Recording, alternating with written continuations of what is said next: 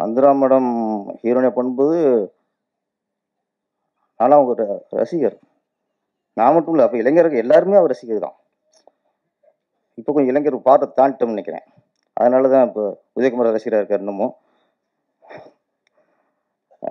Madam வாழ்த்துக்கு madam. உங்களுடைய திருப்பி உங்கள் ரீஎன்ட்ரி வந்து ரொம்ப வரவேற்கக்கூடியது.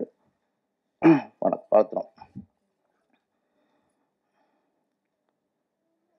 நம்ம மிர்ச்சி சிவா சார், உண்மையிலே சார் நாங்களாம் இது எங்களுக்கு தத்து விட்டாங்க. எங்களை உதயகுமார் சென்னையெல்லாம் நம்ம ஆடியோ லான்ச்சுக்குன்னு தத்து விட்டாங்க. ஒரு ஆடியோ லான்ச்சுக்கும் போது ஃபஸ்ட்டு வந்து எங்களுக்கு கேட்குறதே இல்லை, இதுலேயே எழுதுறது ஆர்வி உதயகுமார், பேரரசு, ஒரு லிஸ்ட் இருக்கும். ஆமாம், இண்டஸ்ட்ரிலாம் அடிச்சுட்டு தான் கொடுக்குறது. கொடுக்கும்போது தெரியும் நம்ம போட்டிருக்காங்கன்ட்டு. அந்த அளவுக்கு ஆகிப்போச்சு. ஏதாவது பரவாயில்ல சார், நைட்டுக்கு கூப்பிடுவாங்க 9 மணிக்கு. சார் நாளைக்கு 6 மணிக்கு வந்துருங்க சார். என்ன படம்ப்பா? இந்த படம் சார். இப்படிலாம் நடக்கும். அதான் யாருமே இல்லை, யாருமே கிடைக்கல, யாருமே இல்லை, நீங்களாவது வாங்க அப்படின்னா என்னையா அந்த அளவுக்கு ஆகிப்போச்சு நிலமை. ஒரு ஃபஸ்ட்டு இந்த ஒரு தேட்டர் சொல்லி தேட்டர் நீங்கள் இருக்கீங்களா? அது ஒரு காலம் இருந்துச்சு. அப்படி ஒரு காலத்தில் சார் 18ஆம் தேதி ஆடியோ ரிலீஸ் சார், நீங்கள் இருக்கீங்களா சார் இல்லை கேட்டு பண்ணாங்க. இப்போ கேட்குறதே இல்லை. தாய் மாமா மாதிரி ஆகிட்டோம். அவன் பேரை போட்டுருது. எப்படி வந்தால் நம்ம வந்து தாய் மாமா வாழ்த்துற மாதிரி நாங்கள் வாழ்த்திட்டு போவோம். அதனால் எங்களுக்கு இது வந்து சகஜம், ரெகுலர் லைஃப் மாதிரி ஆகிப்போச்சு. காலைல எழுந்து பல்லு வலிச்சு குளிக்கிற மாதிரி ஒரு ஆகிப்போச்சு. இன்னைக்கு எனக்கு இன்னைக்கு ஃபுல்லாக இங்கே இருக்க போகிறேன். அதனால் மிஸ்டர் சிவா சார், உண்மையை நீங்கள் வந்து ஏன்னா சமீபத்தில் ஒரு பறந்து போ அப்படின்னு ஒரு ஹிட்டை கொடுத்துட்டு பிஸியாக இருப்பிய வந்து வாழ்த்துட்டுருக்கீங்க.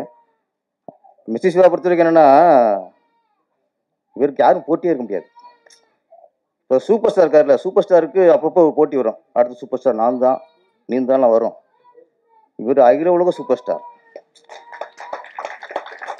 அகில உலக சூப்பர் ஸ்டாருக்கு போட்டியே இல்லை. அவரு ரூட்டு தனி ரூட்டு, தனி வழி. என்ன அவர் வந்து என்னென்னா, உதயகுமார் சொன்ன மாதிரி ராம்ங்கிற இயக்குனர் எவ்வளோ ஒரு உணர்வு பூர்வமாக, ஒரு மெல்லிய கதைகள், ஒரு வாழ்வியலை அழகாக அப்படியே நரம்புல அந்த ஊசி போட்டு ஏற்றுற மாதிரி ஏற்றுறவர்.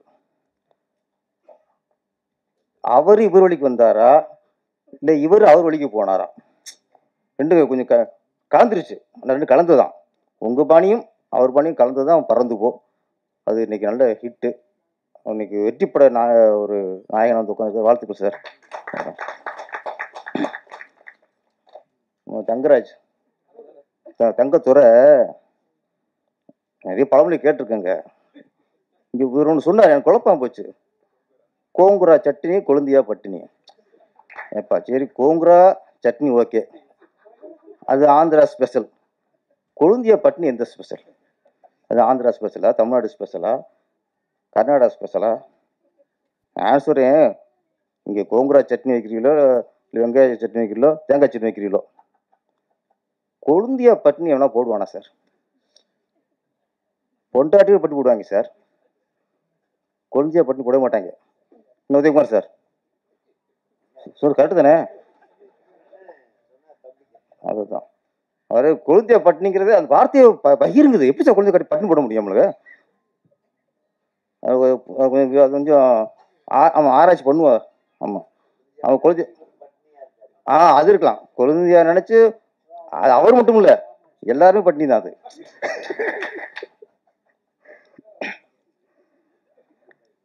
சுப்பிரமணிய சிவா சார், அவர் உதயகுமார் சார் நீங்கள் பாராட்டுங்க, தப்பு இல்லை. நல்ல கவிஞர், நல்ல இயக்குனர், அவர் எவ்வளோதான் பாராட்டலாம். கண்ணாசனோட பெரிய கவிஞர் சொல்லிக்க, தப்பு இல்லை. அவர் வந்து 2 விட நான் தாக்கப்பட்டேங்க. அவரை சொல்லும்போது என்னவென்று சொல்வதம்மா அப்படின்னார். உதாரணத்துக்கு பேரரசும் ஒரு கவிஞர் தான் அப்படின்னு நான் எத்தனை நல்ல பாட்டில் எழுதியிருக்கேன். துவைச்ச துணியே துவைப்போம்மா, அரைச்ச மாவை அரைப்போம்மா, இது ஒன்று தான் கிடைச்சது நான் எழுத பாட்டில். நான் நினச்சிட்டேன் அவருக்கு மட்டும் அப்படியே அழகான ஒரு கவித்துவமாக ஒரு வரியை சொன்னீங்களே. ஸோ அட்லீஸ்ட்டு நான் சொல்லவா? நான் எழுதுனதுல இன்னும் நிறையா இருக்குது, படுமங்காலம் இருக்குது, எவனும் எழுத முடியாது. நான் நினச்சிறேன் சரி என்னவென்று சொல்வதும் அப்படி எழுதினாரு. என்ன அத்தை சொல்வேனுங்க அப்படின்னு அதான் கொஞ்சமாவது கொஞ்சம் ஒட்டி வந்திருக்கான். துவைச்ச துணியை துவைப்பாமல் எத்தனை அதுவும் துவைச்சிட்டே இருக்கான். அது அழுக்கே ஆகாது சார். என்னவென்று சொல்லும் போது கிளவி ஆயிரும். ஆனால் துவைச்ச துணி துவைச்சிட்டே இருந்தா அது அழுக்கே அது ஃப்ரெஷ்ஷாக இருக்கும். ஓகே. அவர் சொன்னாருன்னு அப்புறம் இவர் தாக்குறாரு என்னைய. ஒரு சந்தர்ப்பம் கிடைச்சா போதும் எங்கள் தலைவருக்கு. அவர் லீடு கொடுத்துட்டார் சுப்பிரமணிய சிவா. பாட்டு எழுதுறவங்களாம் பாட்டு எழுதிட முடியாது. அது வந்து அப்படியே அதில் ஊறணும் ஊறணும். ஏன்னா எல்லாம் என்னை தாக்குற மாதிரி இருக்கு. நான் எந்த பண்ணாமல் எழுதலையா, இவர் தான் எல்லா பாட்டும் எழுதியிருக்கானா அப்படியே. அதனால பாட்டு எழுதுறவங்களாம் படம் ஆயிட முடியாது. எங்க தெரியும் சொல்லணும்ல நீங்க, நானும் சொல்லியிருந்தா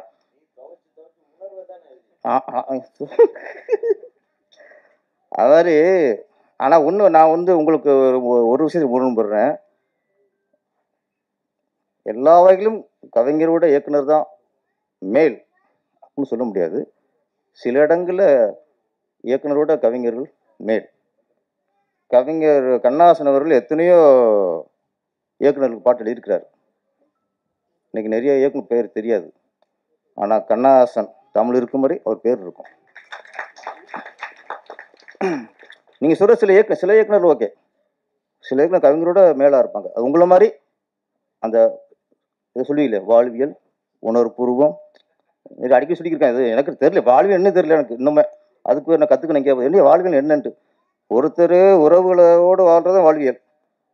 உதயகுமார் என்ன சார் அவர் என்ன சொல்றாருன்னா லவ் பண்ணுறது வாழ்வியல்ங்கிறார். அதுவும் வாழ்க்கையில் ஒன்று அதே வாழ்வியல் இல்லை. நம்மளாம் ஒரு லவ் பண்ணி ஒன்று கிடைக்கிறதே பெரிய விஷயம் போச்சு. 5-6 பண்ணியிருக்காரு. 5ஆவதுல வந்து ஒரு காதலாம், 8ஆவதுல 2ஆவது காதலாம், 10ஆவதுல 3ஆவது காதலாம், காலேஜில் 5ஆவது காதலாம். தயவுசெய்து மீடியாக்கள் வந்து அந்த விஷயத்த மட்டும் தனியாக அவங்க ஒய்ஃபுக்கு அனுப்புவீங்க. கொஞ்சம் புண்ணியமாக போகும் உங்களுக்கு. அவங்க எத்தனாவது காதல் எனக்கு தெரியவே இல்லைன்னா உங்களுக்காவது தெரியுமா? எண்ணிக்கையில் அடங்காதுல என்ன பண்றது. அப்புறம் இந்த படம் உசுரே முதல்ல பாராட்டப்பட வேண்டியது கேமராமேன்.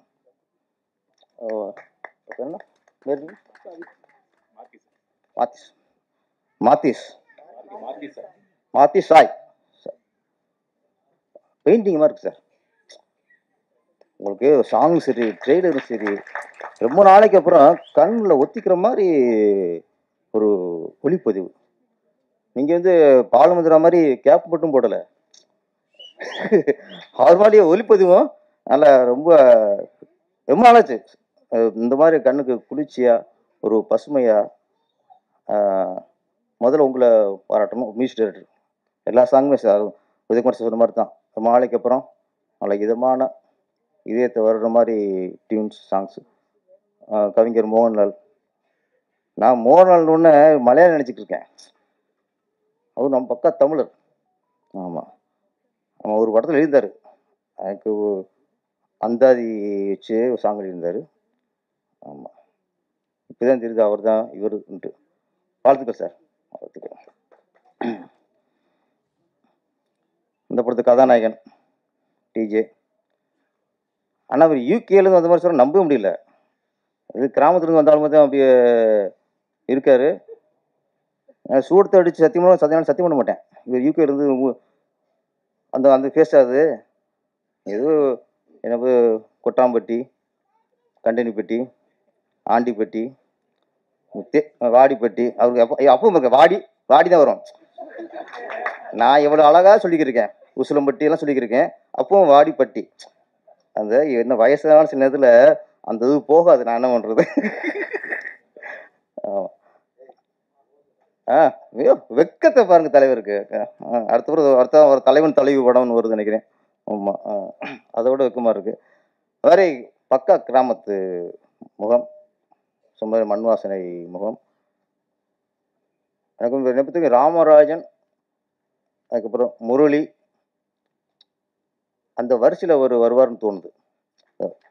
அந்த கிராமிய கதையில் பக்கா பொருத்தமாக இருக்கார். ரொம்ப இயல்பான நடிப்பு, இயல்பான முகம். கண்டிப்பாக மிகப்பெரிய உங்களுக்கு எதிர்காலம் இருக்குது சார். வாழ்த்துக்கள். எல்லாரும் பாராட்டிட்டு கதானை விட்டு வச்சிங்களேன், சாபம் பெண் பேச பொல்லாது. அந்த சாபத்துக்கு ஆளாகக்கூடாதுமா. ஆமாம், அதில் வந்து தலைவர் உஷாராயிருவார். எப்பவுமே ஜனனி மேடம் எப்படி நம்ம கண்ணில் ஒத்திக்கிற மாதிரி ஒளிப்பதிவு பாராட்டணுமோ, அது மாதிரி உங்களுக்கு திருஷ்டி தீப்புற மாதிரி உங்களுக்கு அழகு. கையிட்டுங்க சார். அட என்னங்க மந்திரா மடத்துக்குலாம் இப்போ பூ தேய்ச்சி எந்த காலத்து ஆளுன்ட்டு மந்திரா மடத்துக்கு கை தட்டினீங்க, ஜனனி கை தட்ட மாட்டீங்க. நல்லா கை தட்டுங்க. நல்ல அழகு, ஒரு மலர்ச்சியான முகம், ஹோம்லியான லுக்கு, நடிப்பும் உங்களுக்கு நல்ல சிறந்த நடிப்பு. அழகாக இருக்கீங்க. க்ளோஸ்அப்லாம் வச்சா எப்பவுமே கதாநாயகி அப்படியே க்ளோஸ்அப் வச்சா லட்டு மாதிரி இருக்கணும், திருப்பதி லட்டு மாதிரி. நீங்கள் அப்படி தான் இருக்கீங்க. சிவா சார், நீங்கள் சிரிச்ச நீ தப்பாக நினச்சிடுவாங்களாங்க மேடம், நான் சீரியஸாக சொல்கிறேன். உண்மையில அழகாக இருக்கீங்க. அவர் இப்படி தான் பண்ணி விட்டார். அவர் ராமையே கெடுத்தவர், இயக்குனர் ராமையே கெடுத்தவர். ஆமாம், ஆந்திரா பக்கம் இப்போ படம் எடுத்திருக்காங்க, 2 பாடல் எடுத்திருக்காங்க. அப்போ அதை நான் கொஞ்சம் டச் பண்ணணும்ல, கதையோடு இருக்கேன். நான் இப்போ வாழ்வியல் இருக்கேன். நான் இந்த படத்தோட வாழ்வியலோடு பேசிக்கிருக்கேன் என்ன. அதனால் சரி எது சரி ஓகே. பழனி பஞ்சாமிரதம் மாதிரி இருக்காங்க, எனக்கு பிரச்சனை இல்லை சார். என் படங்க பழனி பஞ்சாமிரதம் இருக்காங்க. எப்படி அழகாக இருக்காங்கல்ல, லட்டோ ஜிலேபியோ பஞ்சாமிரதமோ, அவங்க அழகாக இருக்காங்க. கண்ணுக்கு குளிர்ச்சியாக இருக்காங்க, கலையாக இருக்காங்க. கேமராமேன் ரொம்ப அழகாக கட்டியிருக்கீங்க. ஏன்னா அழகாக கட்டியிருக்கீங்க, அது வேறு. அப்புறம் இயக்குனர்